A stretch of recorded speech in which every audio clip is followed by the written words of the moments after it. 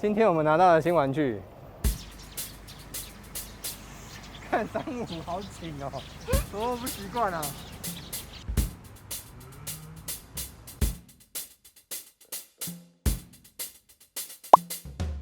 富士最新出的相机 X100V， 因为我之前用过 X100F， 我们来看一下这个简单的上手评测，然后看一下跟上一代有什么不一样，然后同时走走拍拍照。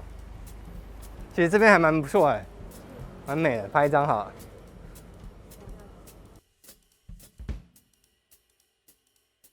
先聊一下为什么我这次会选择在第一时间就去买下。当初我用 S4代的时候 ，S100F 的时候，用了一阵子之后，我就把它出售了，因为我觉得它有些蛮多地方没有符合我的期待跟我的需求。那这一代出的时候，我看到它的功能说明的时候，我就觉得非常的期待，所以在第一时间我就把它买来，想来测试看看、玩玩看了。其中一个原因就是它的镜头组整个都换了。原本那个镜头用了4代，它最大的诟病就是在光圈全开竞拍的时候画面偏乱，这一代已经完全改善这个问题，已经有像现代相机该有的锐利度了。我现在是用光圈 F2， 然后竞拍。还有一个进步就是它的暗处对焦能力变好了。以前在用4代的时候，甚至那个就更不用讲说在更早之前的机型了，它在晚上的时候的对焦能力是非常的差的。那我们现在地下道嘛，所以它就会比较暗。有点难哎，怎么那么难拍啊？那个线要把它拍出来有点难。不过当然，相机自动对焦就是有它的极限，所以在晚上的时候，以前是就算你在有对比的地方，还是会拉风箱。它这一代已经弄到51负51V 了，就是你在暗部对焦的时候，速度真的是快很多。我们常常在街上拍照嘛，尤其是下雨天，其实在街上的光影是很美的，有一种油亮感。摄影大哥说的，有一种油亮感。所以我也很喜欢在下雨天拍照，可是 X100 4代它并没有这个功能。当然它不是最重要，可是问题是如果你有耐候的时候，你在那种比较差的天气出去上街拍照的时候，你就会比较心安。那所以它这代有了防尘滴，这也是其中一个5代想买的一个原因。那这代还有跟上一代有什么样不一样的差别呢？其实还蛮多的，它移除了 D-pad， 这代它已经没有以前的十字键了。有很多人可能觉得它不好吧？我一开始也觉得不好，可是现在让实际拿起来用的时候，没有 D-pad 其实让你更好握持，你更不用担心误触了。然后还有一个东西就是我们讲它现在 ISO 转盘，它现在的机制跟以前不一样了。以前是要拉起来，拉着不放转，现在是拉起来，你的手就可以放开，然后转到你要的位置再按下去就好了。这点是我觉得很小的细节，但是却是很不错的改变，让你更好方便使用。这个也是非常大的差别。它现在有 tail screen， 你就可以，你可以拍照的时候更不引人注目啊，有用腰平的感觉，对不对？如果你今天想要拍一些比较极端的角度的时候，就不用凭感觉，你就可以直接把相机放下去拍就好。我们来试试看。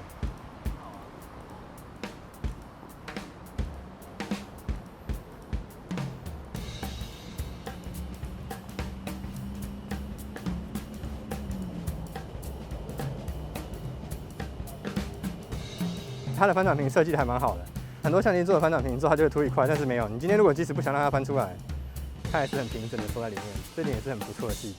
还有一个原因啊，它不是最重要的，但是有了这个原因之后，也是让我觉得很不错。它现在可以录4K 30P Full HD 的时候可以录到120格，然后如果你外录的话，它甚至还可以录10bit 422。虽然说它应该是拍照的相机啊，不会有人拿来录影片，但是如果我今天带着这个相机出去旅游啊，或者干嘛的，想要录影片的时候，我还知道说它的录影效果还不错，这也是一个很棒的优点，是加分的地方。因为我还蛮喜欢它这一次富士出的经典负片的色彩，根本就是可以不用调色直接指出，可以用那个来录影片，直接指出是件很方便的事情。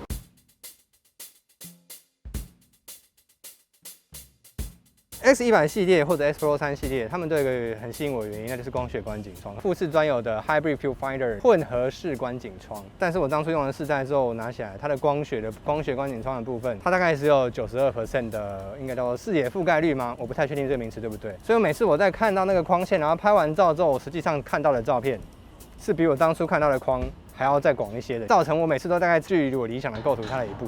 这次调到了95%。听起来才多了3%，在我自己用了下来的感觉，多了这3%就没有差这么多了，让我觉得它的光学观景窗是我可以使用的。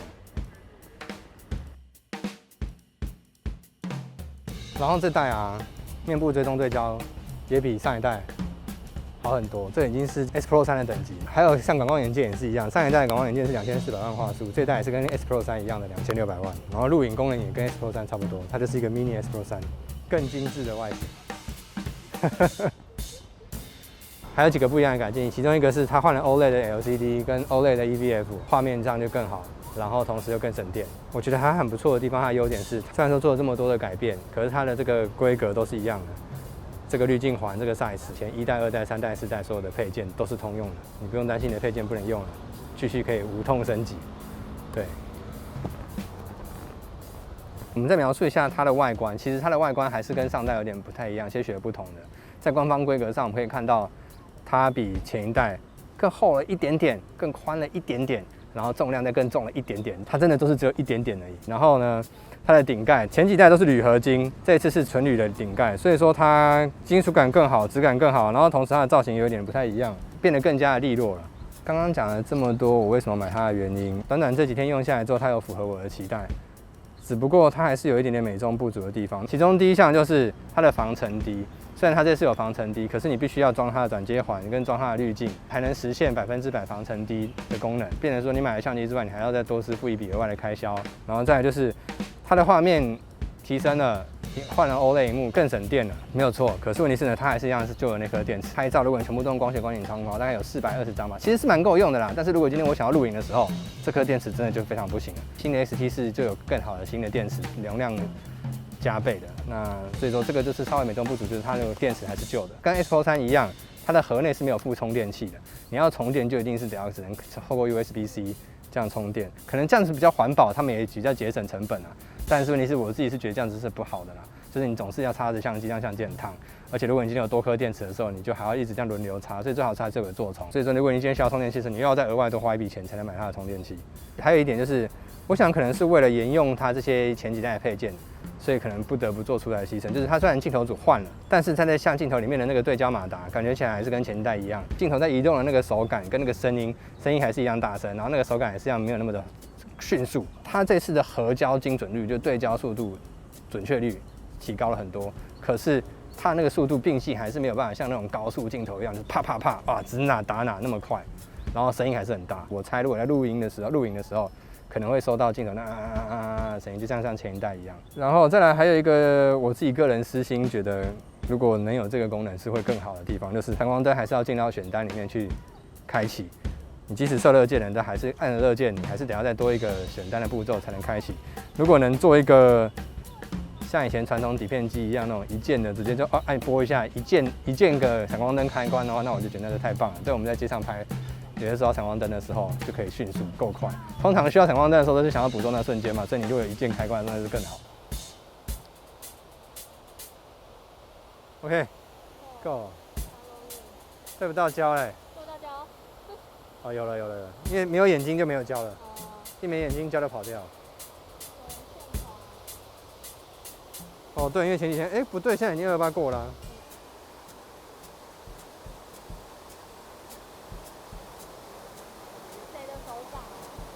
我东西这是谁的手掌？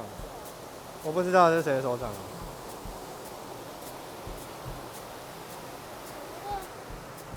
它比社会课本好看多了。摄影大哥说这比社会课本好看。但是这个是摄影大哥的社会课本才有，我的社会课本没有看过这个东西。你就这样跳过来，再次从那边跳过来。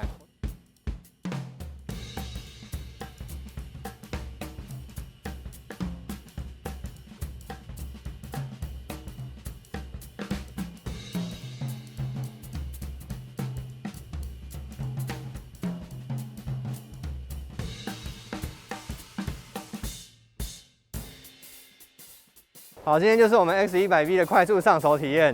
OK， 那我们简单做一个小小的总结，那就是如果你今天是前几代的用户，1代、2代、3代、4代的用户，在犹豫要不要升级的话，我觉得这一代绝对是有感升级，它很多地方都已经改善得很棒了，很值得买，很值得升级。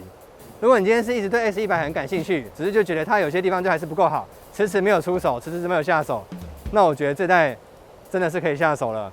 蛮多地方都做得很不错，很完整的一台相机。这也是为什么我看到这些规格的时候，我就迫不及待想要买来试。